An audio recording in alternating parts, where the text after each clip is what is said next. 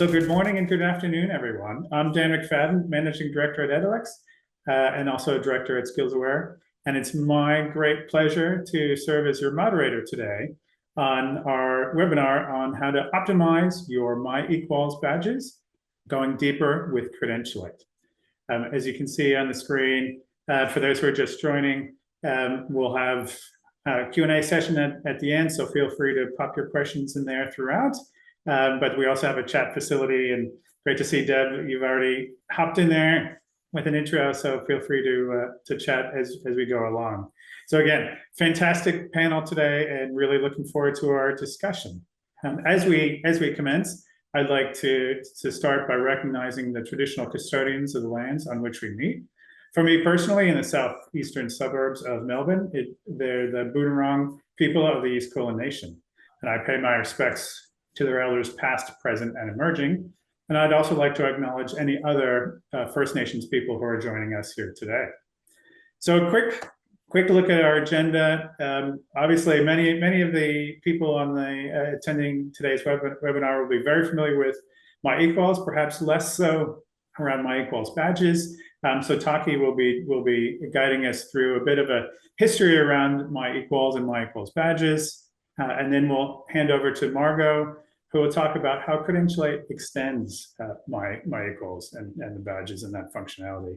And woven throughout our discussion today is how does this collaboration, this partnership, what is the impact, first and foremost, on your learners, but also what are the benefits for your institutions? And then, as I flagged, we do have time at the end for a Q&A. So looking forward to that. I'll introduce each of our two main speakers before they speak. Now, I have had to tweak the bios slightly. We do have a pact here at Edalex where we only max out in terms of people's experience at 20 years. We figured that's enough to prove that people have really deep experience and expertise. But what we found is by saying 20 years plus, that helps keep us young. So miraculously, we don't age any further. So I'll kick off by introducing Taki. Taki Diakoumis is Senior Director of Engineering at Instructure. A technology evangelist with 20 plus years of experience, Taki has built and led high-performing technical teams across diverse sectors, from finance and government to healthcare and higher education. Notably, he spearheaded the initiative for Australia's first open MOOC platform. Taki thrives on building innovative and disruptive solutions that deliver exceptional user experiences. Driven by intuition and an authentic desire to drive innovation, Taki is dedicated to making significant contributions to the digital credentialing ecosystem around the world with Parchment. So Taki, without further ado, thank you so much for joining us, and I'll turn it over to you. Wonderful. Thank you, Dan. Great intro. So yes, I've been working originally as a part of an organisation called Digitary that delivered the My eQuals solution back in 2018, and since we're a couple of acquisitions into Parchment, and more recently as a part of the global Instructure group, sort of leading the product and the engineering team to spearhead the My eQuals initiative across Australia and New Zealand. Now, My eQuals was at the time, certainly, and there's been a lot more, it's become a bit of a blueprint globally, in fact. It was quite a unique initiative at the time, and launching in 2018 with every single public university across Australia and New Zealand, which is no small feat, as you can probably imagine.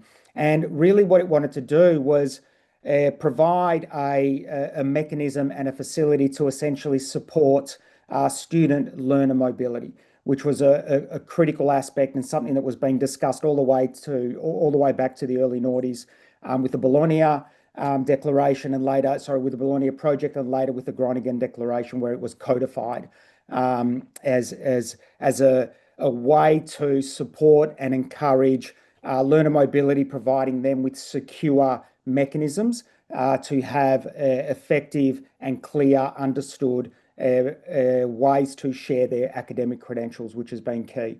Now, beyond that initial public university rollout from 2018, My eQuals has now grown, I'd say almost exponentially, out to over 120 institutions and counting. So more broadly, we are encompassing more and more of the higher education sector, which includes, of course, TAFEs and other vocational providers, which has really been a key aspect of sort of fueling a lot of My eQuals growth, and certainly allowing us to tap into different ways that learners learn. And different ways that learners can also assert their learning and be able to present their awards critically in this now very heavily emerging sort of skill-based ecosystem and skills-based economies that we're seeing. So to date, we've got just over 4 million learners, which is again an amazing feat for about 7 or 8 years in the market in Australia and New Zealand. And we've issued nearly 15 million documents. So these are certified, secure artifacts that learners can use to share with employers or government agencies for a variety of different purposes, for further or advanced study, to migration, employment, and so forth. And really, it does work towards realizing the original vision to create a record of learning for life for people across Australia and New Zealand. Thanks. Next slide, please. Now, My eQuals, like we said earlier, initially launched as being a platform to issue documents. So by that we actually mean, transcripts and parchments and AHEGs, which is the Australian supplement to your higher education learning. And we, of course, since then have evolved the platform quite a bit. And one of the key elements that we added, or one of the key feature sets that we added, was this idea of My eQuals badges to support, again, at the time, the emerging micro-credential space. Now, what we'd like to do again with My eQuals and working, it has been quite a successful vendor and sector relationship. And we always establish working groups. We always work with the institutions to be able to sort of innovate and sort of propel our platform into the future. And My eQuals badges was one of the first key initiatives that we actually developed in putting together a working group of institutions across Australia and New Zealand to get their feedback on what they might need for their micro-credential and badging strategies, and what might be provided out of the My eQuals network and the My eQuals platform. So this really established a strong collaborative relationship between us all, or reinforced the relationship that had been established to 2018 where it launched. And we also more recently used exactly the same model with a series of working groups where we've since also included alignment with the Australian government's national micro-credentials framework. And I'm also happy to say that at the time, at least, we were the first ones to actually do so. So again, our superpower, if you like, is the closeness at which we work with the sector. We want to be responsive to the market. We want to be responsive to the education sector and the employment sector. And we want to make sure that we continue to be able to align to micro-credential frameworks in a standard and coherent sort of way to make sure that learners in particular are getting exactly what they need. Thanks. Next slide, please. Now, one of the other key innovations that we're doing, and this is where we feel the apex sort of comes into our relationship with Edalex towards what Credentialate sort of offers as well, is we really believe in learners creating stories, and we want them to create be able to arrange and create these holistic sort of academic profiles of their achievements to support specific jobs to be done. And we also acknowledge that every time we might present ourselves for employment or for something else, we may present in slightly or subtly different ways to support that specific activity. So the whole idea of now learner profiles where we elevate skills, and these are skills that are derived from or attached to specific sort of awards or credentials that we may achieve along our lifelong learning journey, are part of what we now consider to be those first-class elements of what might be an academic profile. So what we're trying to do is move beyond sort of individual sort of credentials to create this more complete, or certainly more holistic and curated, going back to that whole notion of learner agency and learner centricity being critical to what we do and how we do it, and also being able to sort of answer what employers are looking for from the sort of skills, the skills that they're looking for to fill their positions, and making sure that learners are equipped to assert their awards and their qualifications effectively. the relationship with Credentialate now is actually realizing a lot of this capability a lot more, and Dan will cover off from here. Thanks, Dan. Wonderful. Thank you so much, Taki.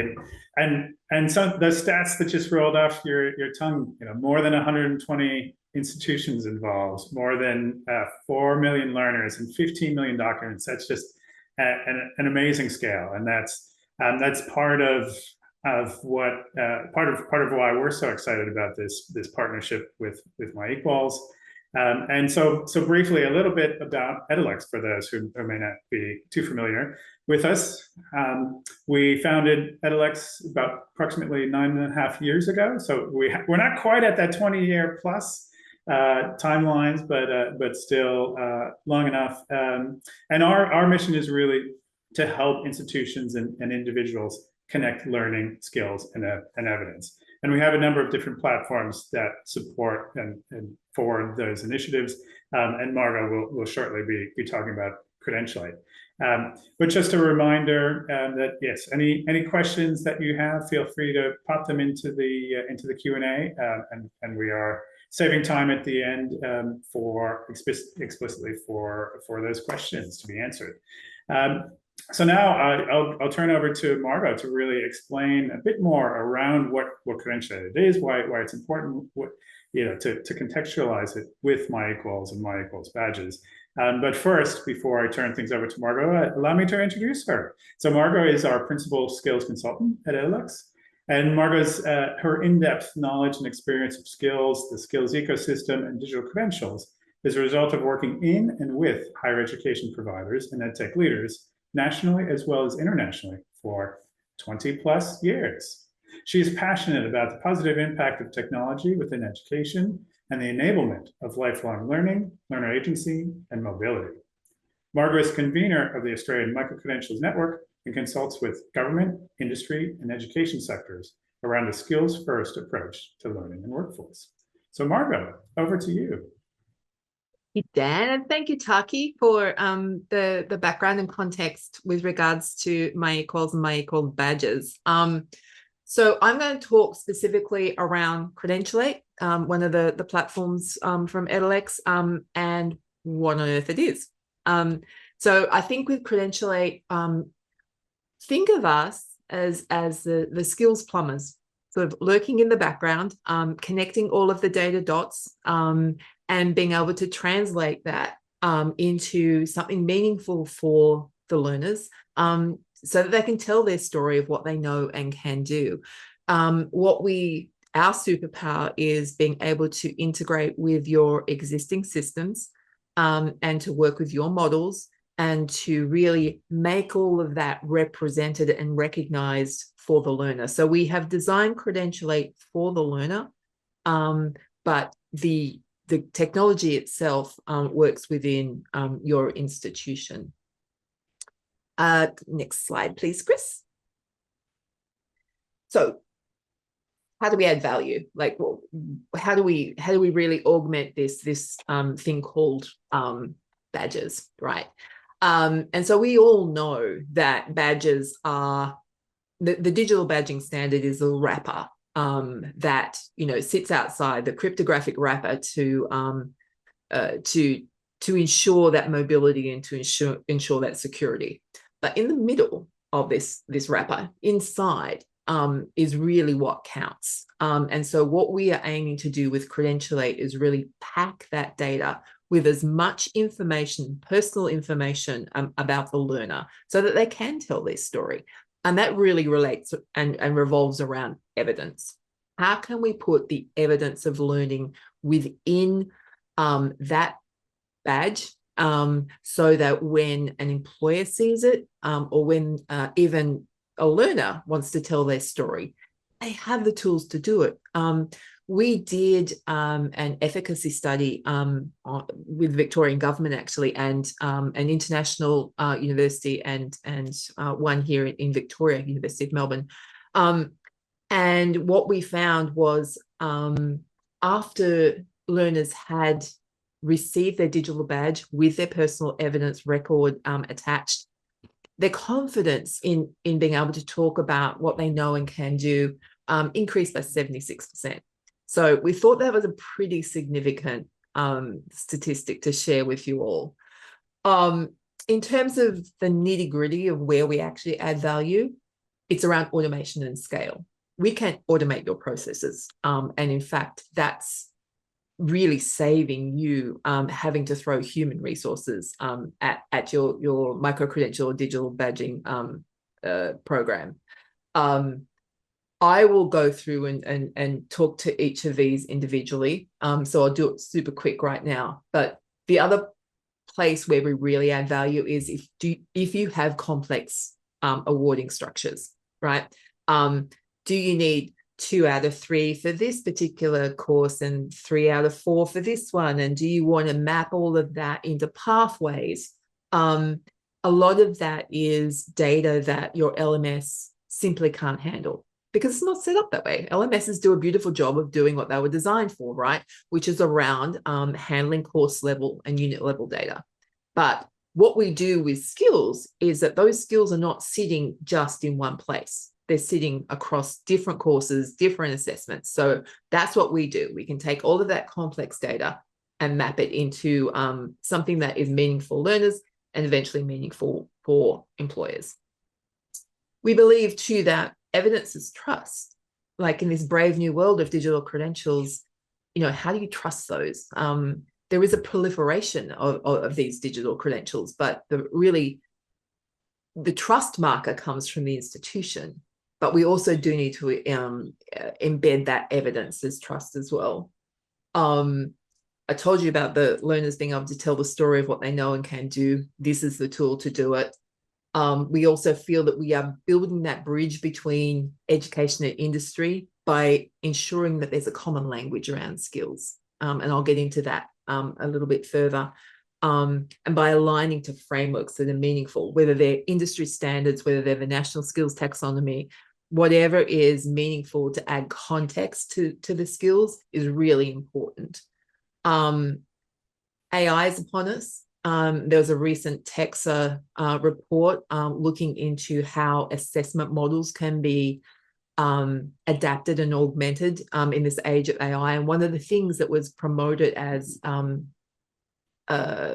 something for universities and institutions to look at is this notion of programmatic assessment. Programmatic assessment does mean a change in the methods that you're using. What it also means is a lot of data points, right? And that's where we can help by bringing and aligning those data points. But above all, what Credentialate does is provide skills visibility. And that's really what we're all about.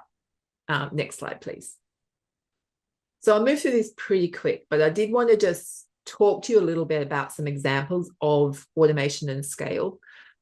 We work with a very large vocational provider, public vocational provider. And what we do is we enable their micro-credentialing strategy and their micro-credentialing program. That means that they've got 85,000 enrollments across 150 micro-credentials. At the moment, they're running at about a 74 completion rate, which means that they're issuing 63,000 badges. That's a lot. And they don't do that with any extra people. We're the automation piece, right? We run that in the background. It's continuous enrollment. They don't have any extra resources applied to the management of their credentialing program. But more importantly, what it does is it promotes a seamless user experience, right? They've got a 90+% learner satisfaction rate. That means that they don't see all the stuff happening in the background.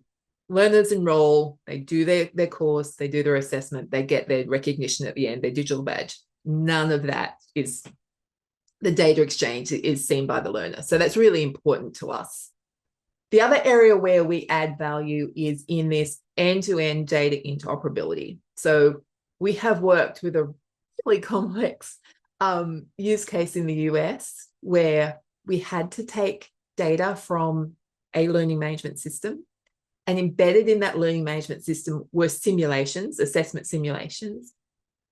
There was a very complex awarding model where you had to get all of the sub-competencies before you could get the credential. But this particular customer wanted those sub-competencies or skills to be visible to the learner. And the way we did that was to pass those skills onto another platform so that they could be visualized and recognized. But once they had all of those sub-competencies and they got the credential, that had to be passed on to another badging agent. All very complex. I won't go into the details. Just know that where we came into it was as the signal directors. We could take data, we could transform it into the data package that needed to be either sent to a badging agent, sent to a wallet. We could, in fact, use different standards. One had to go in an OB2 format, the other had to go in an OB3 format. So what we can do is handle very complex data and do that in a way that can map an end-to-end integration, but more importantly, have a seamless user experience for the learner. They don't need to know that this is all going on. Next slide, please. I just want to say a little bit more about that complex data mapping, and I touched on that around the text report around programmatic assessment, but really it doesn't entail multiple data points, right? And those data points have to be made sense of for the learner, right? So that's kind of where we could come in. If you're mapping skills across different years, across different courses, across different units, and think for that maybe employability skills, those durable skills, they're a bit tricky to recognize. So you kind of do need to take the data out of the LMS and run it through the models that we employ, and then package it in a way that the learner employers can understand. The other way is some of the industry standards or professional licensure that needs to happen, like the national teaching standards, they've got some really tricky awarding models as well. So if you're thinking that you might want to actually represent that and recognize that for your learners, we can certainly handle that too. Next slide. So a little bit more about why your LMS can't handle that. It's because they're designed to handle courses, and we know skills sit across courses. Next slide, please. I won't spend an enormous amount of time. This is just another visual to sort of show you how that all works together. And you can see here that when we're recognizing a skill, whether that's a technical skill, whether that's a durable skill, whatever skill that is, sometimes that skill is actually assessed in multiple different places. It could be in your group work. It could be in your lab work. It could be in your reflective piece. And those could be across different years and different courses. So there has to be a way to bring all of that together if you're truly going to recognize the skill of, say, collaboration. Next slide, please, Chris. So we really believe that providing as much evidence or proof of learning is really, really important, right? And it has to be evidence of your learning as an individual, as opposed to just saying what you did to get it, as in a credential or a badge level or a course level completion, right? How did you go? Because Dan, Taki, myself could have all done the same course, but there's no real story attached to that, that I was simply amazing, or that Taki was, fantastic in this area, or Dan was, a standout in another. So we actually need that evidence. Chris, I'm going to trust in the technology that you might be able to link out to this or not. Hopefully everybody can see Alexandria.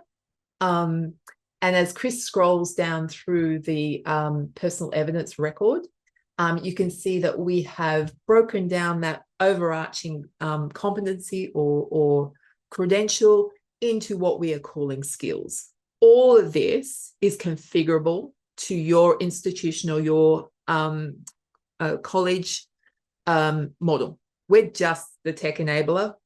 We don't really mind what you call it and what you represent. So all of this is configurable. You can see here we've also got skill definitions. And Chris, I don't need you to click out onto that. Oh, we're going there.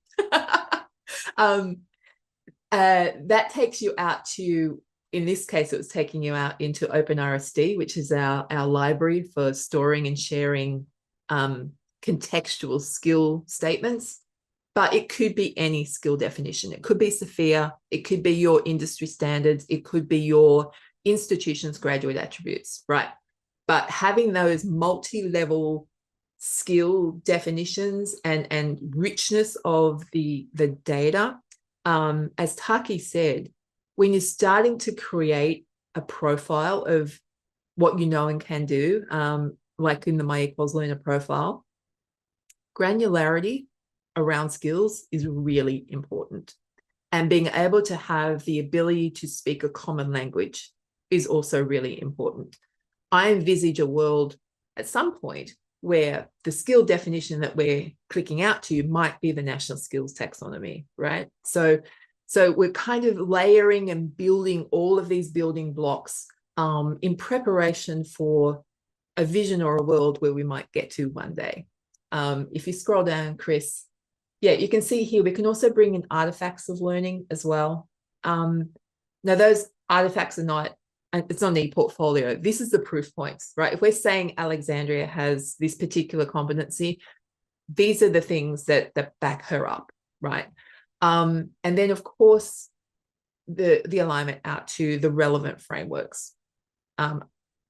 Again, we have internally in Credentialate the ability to have framework libraries. So all of this, you know, once we set it up and once we map to what you want to recognize, this is all automatic. And then we pack all of that. And if you can scroll up again, Chris, please. Chris is being a beautiful assistant in the background. Yeah, click on the badge and it takes you out to, you guessed it, your My eQuals badge. And you can see down there in the left-hand corner, it says learner evidence. If we click on that view evidence, then you're coming back into that personal evidence record. So that is all data that sits within your learning management system or where your assessment lives. It's usually in a learning management system. Thank you, Chris. Back to the slides. Oh, just flip to, yeah, that's really small. We will share the links with you. So don't worry about that. You can go and explore that personal evidence record yourself. Now, I did want to touch, yeah, thanks, Chris, onto the dashboard. I did want to touch on this notion around skills visibility, right? We tend to think around digital recognition as doing a piece of learning, getting a digital credential for that, or several pieces of learning, or combined pieces of learning. But what about if you're in K-12? You know, what about if you've got no real use for 1 million badges or even a badge at this point in time? You're 13, you're 14. You might have use for it when you're 15 and you want to get a job, your first job. But do we really need to be baking all those badges? So what we can do also at Edalex is take data from a learning management system, bring it into Credentialate and run it through all of the models that you as an institution have decided, but then push it back into the learning management system in the form of a dashboard. And we do this with our wonderful friends at Instructure. You'll notice for those that use Canvas, this is a Canvas dashboard. And the learner dashboard sits as an insertion into that. And so we harvest the data from Canvas. We do that daily. We run it through the models that have been set up in Credentialate and we push it back into that dashboard, and the students and their parents and carers and the teachers all have 24/7 access into that. And so when they're ready and they've reached the level of mastery that they want to recognize, we bake that badge and put it into their backpack. So it immediately has utility for them at that point in time. But until then, they don't need all those badges. They just want to know what their progression of learning is looking like. So we can do a lot in the background with the data and make that visible and represented to learners and institutions in the way that they want it represented. So I will stop there and hand over to Taki. Oh, one more thing. Forgot about this slide. If anyone wants to know about what we do, we've got a little free guide on our website, which just might be helpful if you want to go through it and just see how we do it. Okay, over to you, Taki. Brilliant. Thank you very much for that, Margo. And look, I think between us now, I hope we've started to unpack the possibilities here, and you've got a pretty good idea of the very, very natural symbiotic even relationship between the two platforms, where really truly not only you as institutions or issuers or educators can support your learners in their learning journey, but critically, learners can now effectively and securely truly assert in a clearly understood way what they've learned, what they've achieved, how they've achieved it, how to clearly measure it in a slightly more granular way to what you've probably seen before. And that is a really, really key piece. I especially liked, Margo, how you went back and forth between the two platforms. And again, that reinforces our new relationship and really sort of talks to that complementary nature between both of us. And again, what we want to do is we want learners to be able to tell stories, right? We're all storytellers. We're all lifelong learners, right? We want them to be able to tell their story in a verifiable, in a secure and verifiable way. And in this new skills-first economy, we want them to be able to have a skills USB. We want them to be able to very easily plug into any ecosystem they need to in order for their job to be done, for their progress, and be able to sort of lean on the capability provided by both of these platforms. Critically, it is a foundational piece. Critically, it provides that scaffold not only for learners and all the recognition and all the elements that we've talked about, but for us. And by that, I mean from a technological and product sense, where we're able to innovate more effectively because we're able to borrow from each other. We're able to sort of broaden the ecosystem, enhance the capability for both institutions as issuers, but again, critically for learners, improving their agency and improving their ability to tell a coherent story. So I look forward to our relationship between Instructure and Edalex, between My eQuals and Credentialate, of going further and going beyond even what we've got. And I hope, again, that you've been able to get a great idea of how both platforms can enhance your offering and, again, critically, enhance a learner's journey. Thanks. Perfect. Thank you, Taki. And let me echo what you said, Taki, and as well as your points, Margo. What you're seeing here is reflects years, being in the same ecosystem, the skills recognition space.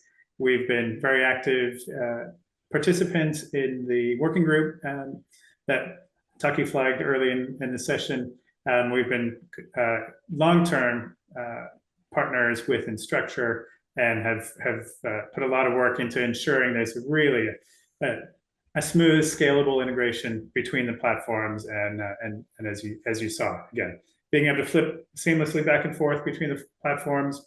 The learners don't care; they don't need to. Institutions don't have to worry about that. We've put a lot of work behind the scenes to make sure it's a really smooth and informative and confidence building experience for the learners.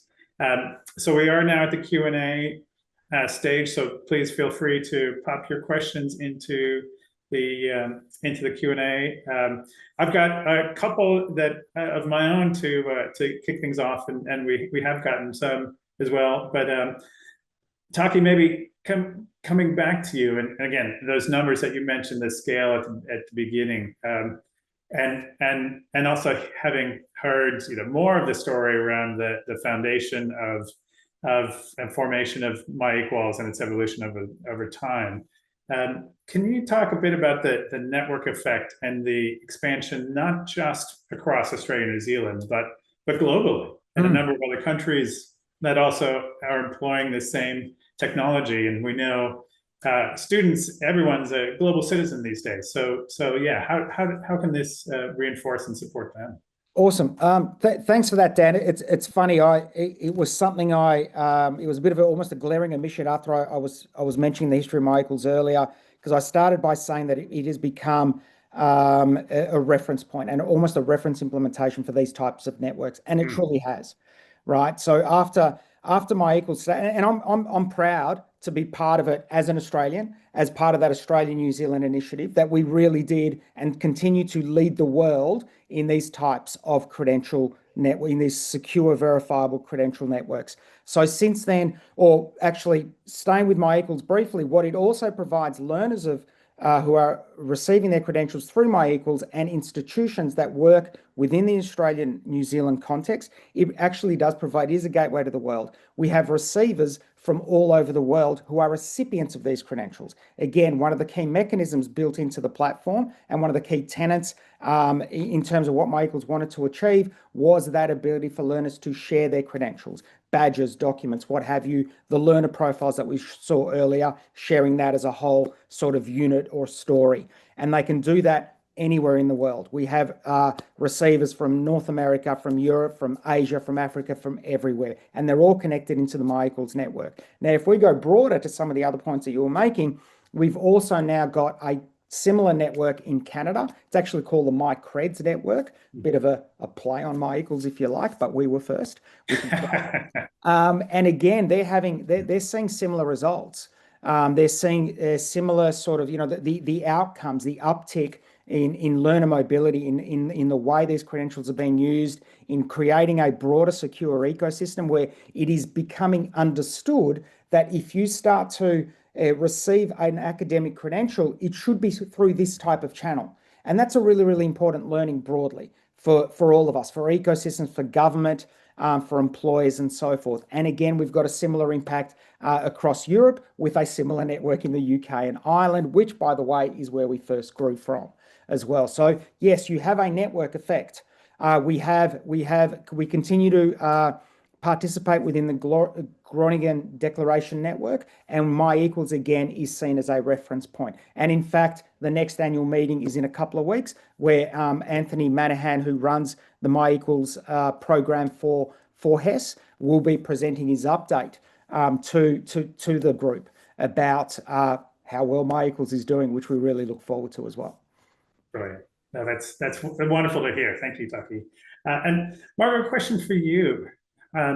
A number of institutions, especially the larger ones, may have a number of different badging providers, and while they may be migrate or may wish to migrate across to My eQuals badges, is it an all or nothing situation, or is there ability to handle multiple and support that migration? Yeah, well, as the data wizards in the back end, and as I said, we're signal directors, so we can actually handle putting the signal, the recognition signal to My eQuals, but we could also, if you absolutely have the business school on another badging provider and you can't really get them off really quickly, we can actually handle pushing that signal to multiple different badge providers. And in the background, that does help a university, who are complex beasts. We know you're complex beasts. So yeah, it's a data issue. We handle data issues very well. Perfect. Great. And a reminder, feel free to pop additional questions into the Q&A. Another one for you, Margo, in terms of Credentialate, does it integrate with Canvas? Like you showed the learner dashboard, but yeah, so can we pull, the question is around pulling data out of Canvas? Yes, easily. Yes. It's what we do best, and we work best with Instructure, because the way that they have set up their technology makes it easy for us to access the data that we want to and can access. We have a really that dashboard I showed you, that's an incredibly complex model and data web that sits underneath that, right? Can you imagine across a high school, across all of the subjects, across all of those assessment points, and across a mastery model, like a 5-point mastery model? We are gathering that data from the mastery gradebook every day and mapping it and pushing it through models and putting it into that dashboard. It's incredibly complex. So yes, we can. Brilliant. Great. And now a question for both of you. I think some institutions will have My equals badges, but not Credentialate. Some may have Credentialate, but not My equals. Some may have both already. Where do they start? How does this work? It's a good question. I'll add my bit, Margo, first, if that's okay. So I actually don't think it matters. You can start on either one of those, and you can work with integration. So one of the key elements, obviously, I guess the meat in the sandwich here in the relationship was the fact that we built a technical integration between the My Equals platform and Credentialate. So that channel exists now, right? So once you can either be issuing on the My Equals platform already and want to take up that enhanced capability or that additional capability offered by Credentialate, and working with Edalex, they will then sort of essentially turnkey the integration back into My Equals, which would allow you to do all those magical things that Margo talked about while still having your badges issued through My Equals, so that learners continue to get that holistic view of all their credentials through your institution. Margo, did you want to add anything else? No, yes, it's pretty straightforward, to be perfectly honest. Like, we have the integration happening now. We work really closely with the My Equals customer service managers and your institutional managers. So yeah, just reach out. It's pretty straightforward, to be honest. Yes, we are an enhanced piece of My Equals. So yes, you will have to work with Edalex as well. But kind of think it might be worth it. And it's a proud Australian company. Yeah, we're here, so wonderful. Another question that's come in is and I think this is probably more so for you, Taki. How has the My Equals community taken to badges and granular skills as a whole? It sounds like it's come together well on transcripts, etc. But what about badges and micro credentials? Yeah, good. Look, that's a really good question, and ultimately, the success of any initiative like this, especially with quite a few years down the track now, with a lot of data to collect and reflect on, we can actually say that the badges initiative and the progress that we've made and iterative evolutions that we've made since on the platform have worked actually quite well. Now, look, off the top of my head, and I might get these numbers wrong because I didn't actually pre-can them. We're pushing on about 100,000 badges that have been issued across the My Equals network. We had initially, obviously, you start with a subset of institutions, and that slowly grows as well. And there's different ways that, obviously, a lot of the things with the technology is that technology tries to align to a micro-credential or a badging strategy that the institution will inherently have within its faculties, in terms of the way that it operates and the way that learning sort of happens on campus and across different schools. So a lot of it is a bit of we're kind of bunny hopping each other a lot of the time, and there has been a lot of that. One of the things around skills that were in fact one of the current subjects, in fact, in the working group, which continues many years strong and continues now. One of the hot topics is across starting to align skills. And by that, I mean plugging into taxonomies, so that when we're talking about stuff, we're talking about the same stuff. And that way you can more easily make it relatable for learners and for employers, or however that data is being used. And that is really the next big sort of holy grail for us that we are going to be tackling, where we are going to start to standardize on published taxonomies, whether they're government driven from here or sector or what have you. And of course, you've got a lot of global initiatives that are starting to publish this stuff out as well. So I think that's only going to improve. Admittedly, initially, yeah, a lot of institutions playing with their own skills tags, playing with that, which is super valuable and super important, and they continue to do it, and we want them to continue to do it. But ultimately, we do want them to hook into published taxonomies, just to create that slightly more level and understood playing field as well.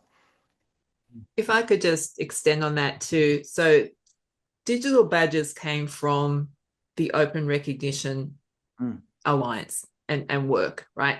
And that firm belief that all learning counts.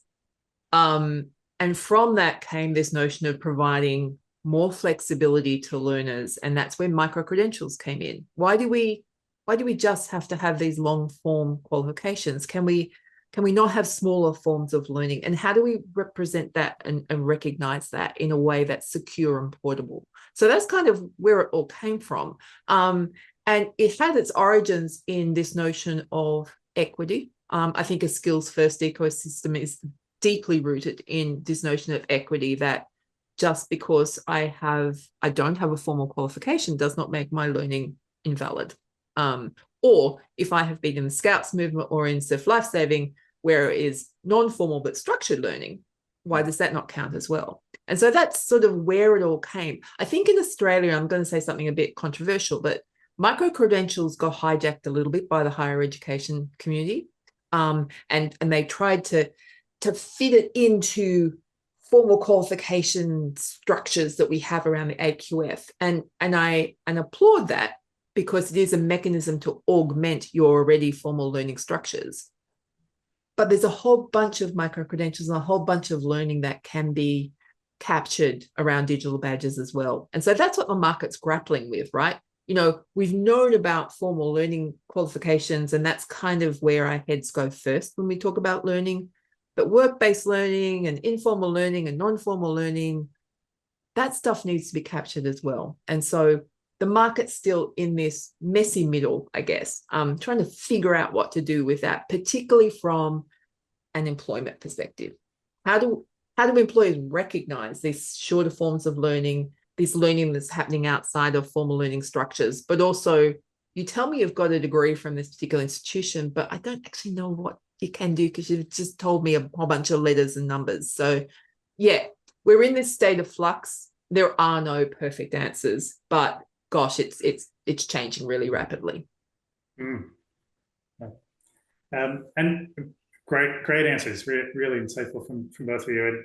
And just adding another point on that initial question around the adoption of badges.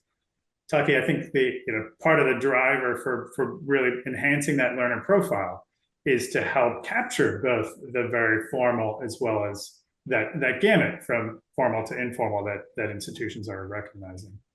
100%. And one of the inherently beautiful things about badges is that they anchor to a data model. I often refer to it, it's a digital native credential. There's data inside it. Those skills tags that you saw in the profile earlier are derived from badges, right? That stuff isn't yet available in some of the more traditional some of the more traditional documents like your parchments and your transcripts and so forth. We're working with institutions to get at that for sure, but that stuff is there in badges now and always has been, right? And again, that is another critical superpower that's embedded inside that.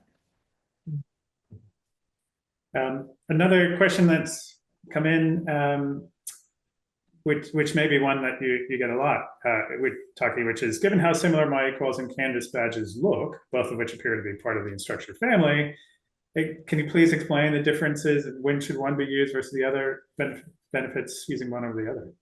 Yeah, that's a good question, and one that we are getting a lot now. Now, it's in terms of the key benefits, what I will say is that Instructure's Canvas credentials, it's now actually it's been rebranded to Parchment digital badges.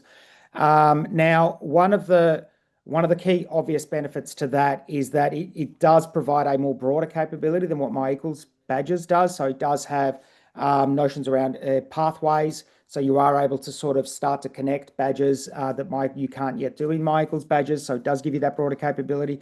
The other thing that's worth understanding about what they've done as well is it does support OB3, so Open Badges 3 standard, which is a verifiable credential. Again, we won't do a deep dive on that right now, but that is essentially the new way to represent some of these credentials. The uptake on that is, I guess, gradual. So we've got a bit of a way to go, but nonetheless, it is well ahead of sort of the OB2 standard, which is what we're still anchored to in My eQuals. Now, that said, if you want learners today to have that sort of more holistic view that we talked about, and with some of the integrations with Credentialate and so forth, we do think that My eQuals badges is probably a better solution for now. But again, that said, we are currently working on essentially incorporating the formerly known as Canvas credentials, Parchment digital badges, as the My eQuals badging solution. Okay, so what I'm saying is that no matter which one you go with today, down the track, and that track is kind of soon, I don't want to put any dates on it right now, but we are working towards it becoming one. Okay, so think about what you need today, think about what you might need in 6 or 12 months, knowing, however, that you will get the benefits of the whole in due course. We are actively working to a single platform.